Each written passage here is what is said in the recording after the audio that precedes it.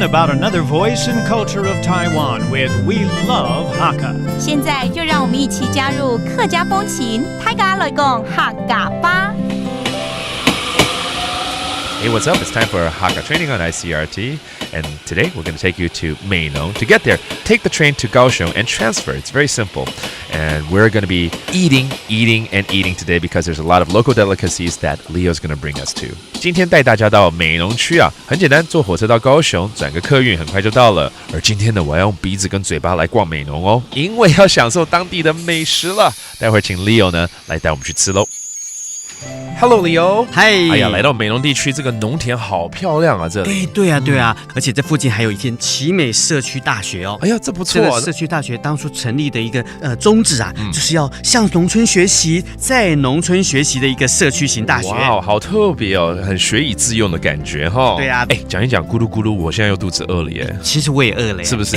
可以去哪里呢？我们走那个184县道哈，然后往下走就可以到美浓最有名的板条街了。哎呀，客家的板条，这一定不能错过。对啊，就是面趴板啊、木瓜板这边都吃得到。面趴板是南部的讲法，北部叫做板条啊，它就是折叠起来哈，有点像是一个毛巾，就是像手巾一样的拌嘛。哎，超嘎！哎，木瓜板哦，你就是把木瓜刨成丝，然后再加上米浆还有面粉啊，然后用油去煎成金黄色的。它从早上开始卖，已经卖光了啊。那还有什么拌可以吃？就沃内拌，就是北部说的水板。哎，这好吃哎，这我吃过，不错。OK， 那吃完水板之后呢，我们这些文青啊，当然要来去有点文艺气息的地方啊。有，我也算文青派，你也知道的。我们可以去那独立书局啊，还有这些文创小铺啊，这些地方哦都非常有文艺气息哦。这个美浓之旅真棒，有吃又有得玩，我们赶快去吧。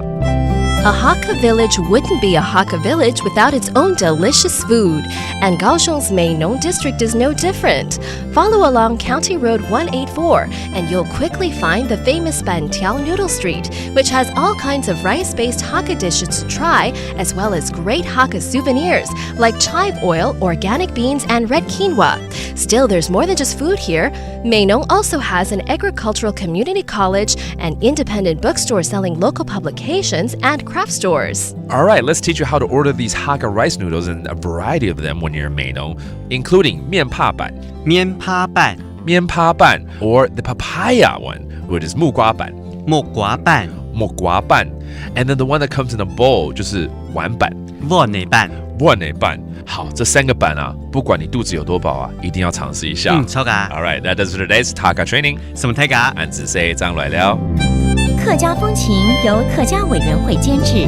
We Love Hakka has been brought to you by the Hakka Affairs Council.